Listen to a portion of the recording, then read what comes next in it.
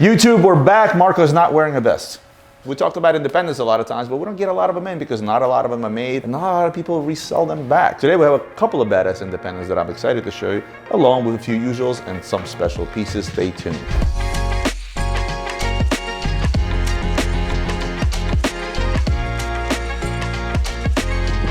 I'm gonna start off with the usual suspects. Rolex. Sometimes we get special Rolexes. I bought quite a few Khanjar Rolexes, and these are becoming rarer and rarer because they're making less and less of them. All right, I'm gonna stick this guy on here. But what I rarely get is I get the popular models that are Khanjar. Super excited about this piece. This is actually the first time I've seen a 41mm Wimbledon with a Khanjar in the back. I have a beautiful Breguet 7037. You sound like a used car salesman. I have a beautiful Breguet. How about the godfather of all watchmaking, the La Tradition, a very special watch. Come on, Marco, put a little pep in your voice. What are you doing? What are you doing? It's so Are you getting sexually aroused right now? It's so crispy. So if you look at this, this is a special model because it has what's called a retrograde second. So at 60 seconds, I'll hold it for a little bit.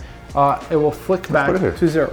You basically could tell the story of how a watch works from this. So you wind the watch through the crown goes through where? Or the hands of the dial, but it winds this main to take the crown out. You can essentially through some gears. Once that's when you wind the pinion, which engages all your barrels. Geek level 1000. Let me dumb it down for you. If you think of a cutaway model of anything, right? You get cutaway models of washing machines and things like that for presentation reasons. What they essentially did is gave you a cutaway. You'll notice not a whole lot of fancy finishes on the inside.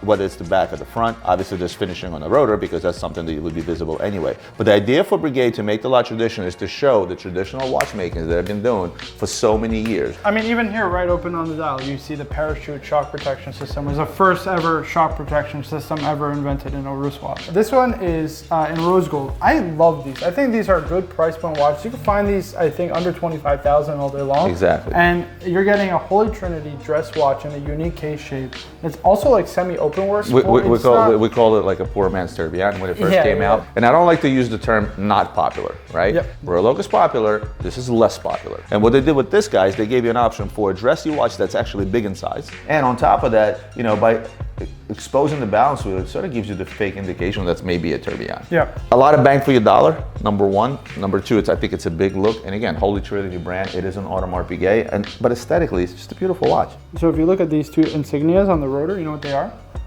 You think I can see that? Hold that thought. Marco, do tell me what the two insignias are. It's the family crest for Audemars and Piguet. Yeah, that's right. It is. It's two family crests for Jules Audemars and Edward Piguet. Yes. You bought that, I believe. Yeah, it's a little ladies Cartier Quartz in gold. This is actually full set, which is pretty rare for like a kind of, at this point, neo-vintage model. It's just a nice classic look. Tank Americain, I think, is one of Cartier's nicest designs. It's actually one of my favorite, personally, from the entire brand. Remember the auction where they auctioned off little tank that belonged to Andy Warhol? No, Jacqueline Kennedy. Oh, okay. And my wife's friends were like, hey, can you get me that little vintage tank Cartier? Just like you go extremely large, it's also a certain look to go extremely small, right? Yeah, I mean, like the trend today is like people tend to wear bigger watches, right? But I mean, you even think back in history, Andy Warhol wore a Cartier tank, Muhammad Ali, heavyweight champion of the world, wearing a tiny little Cartier tank. I'm gonna describe it in one word, and that is timeless. Yeah. That is a timeless design, and it always will be. Today, it's only fair. God bless you. Thank you. Look, guys, it's no secret that's the #1 selling, most popular watch in the world. Across every brand, as you can imagine. Always has been, and I believe always will be. Sky Dweller came close when it first came out. I like the black dial. You know, originally, I actually agreed with you. I really like the black Daytona. The reason I'm gravitating more towards the Panda is because one, I like the look of it. Two, it's a white dial sports watch. There's not that many great looking white dial sports watches, but I love the all dark look of the black Daytona. Yeah, my absolute favorite, you know, not overly expensive Lange, and that is the Lange Timezone. I think Marco said it best yesterday. You said the overall design of how the world time is displayed is not like any other, and that's what Lange is really about. Yeah, what's the symmetry thing called with the triangle? Yeah, so it follows what's called the golden ratio. The golden ratio. So you can literally draw a triangle from here, a perfect triangle from here to here. It's an equilateral triangle, essentially. I will say, you know, within the budget, I'll say obviously a Lange 1, but if you can go a little more rock and roll, a little bit more money, go with the Timezone. We have a 36mm coral red OP. Hot take for you, when these things first came out, we do have the original bracelets. Hot take, when these things first came out and everybody was going crazy for the Tiffany, I prefer the red over the Tiffany. I don't really remember seeing much red. Yeah. Red ever.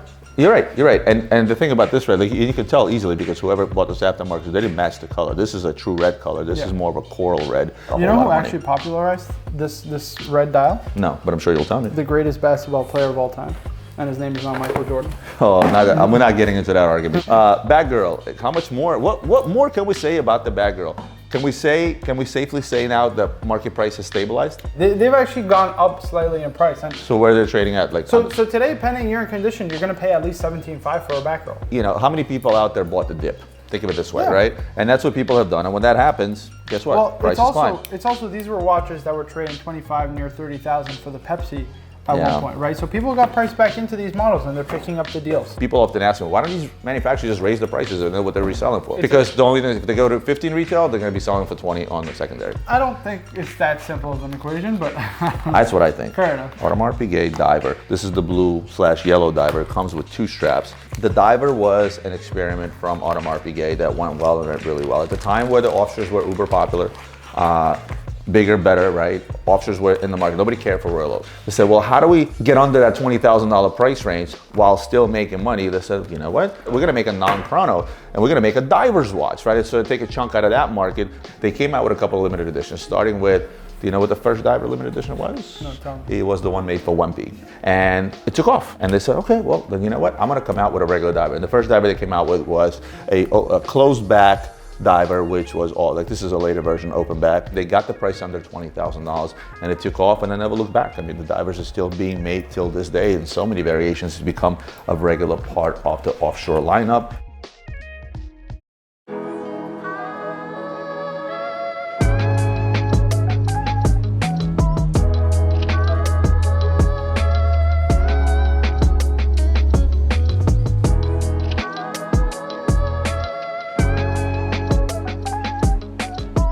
Shout out to Max Buser. Good things coming big MB&F boxes. Good things coming in funky MB&F box. I mean, look at this. It's pretty crazy. Can somebody do that sound effect for the UFOs? Whatever it is.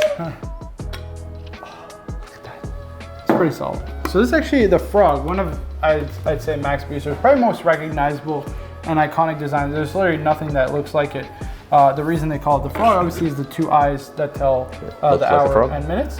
Untraditional watchmaking, right? We have, if you look at MB&F, you're going to look at horological machine HMs and legacy machines LMs. Horological machine is this is where Max goes balls to the wall and says, I'm going to make something completely different. In the case of the Frog, the way you tell time is obviously absolutely in a different manner whatsoever. Yeah, one thing I just wanted to point out, so the way that you tell time is actually here. So if you see these 2 indicators here, they're like a little bit more dark as compared to the bezel, and that will tell you the hours essentially and the minutes. Now, one thing I just wanted to point out is these are crazy, funky pieces. However, ergonomics on wrist, like look at the way that this wears. I have a very, a smaller wrist. This wears amazing. You know, by looking at the watch, like, this may not be very comfortable to wear, but they take that into consideration greatly. Guys, don't think that they just, I'm just gonna make some crazy ass watch. They take ergonomics very seriously, because at the end of the day, somebody may love the watch, but if they put it on their wrist, it's like a pair of shoes. If it's not gonna be comfortable, you're not gonna buy it no matter how much you love that pair of shoes. And you can play frisbee. I am going to show you a book. Well, I was lying when I said it was a book. It's not a book. It's another independent, and that independent is called DeBethune, or as some people know, if you like to refer to DeBethune. So this is a DB28. Now the difference between this and other DeBethune models, it features what are known as the lug system from DeBethune. So if you see this, obviously flexible lugs. Yeah, they're flexible lugs pretty much, right? It will hug your wrist. Contour your wrist perfectly, so it'll wear really, really nicely. And it will flex one way or the other.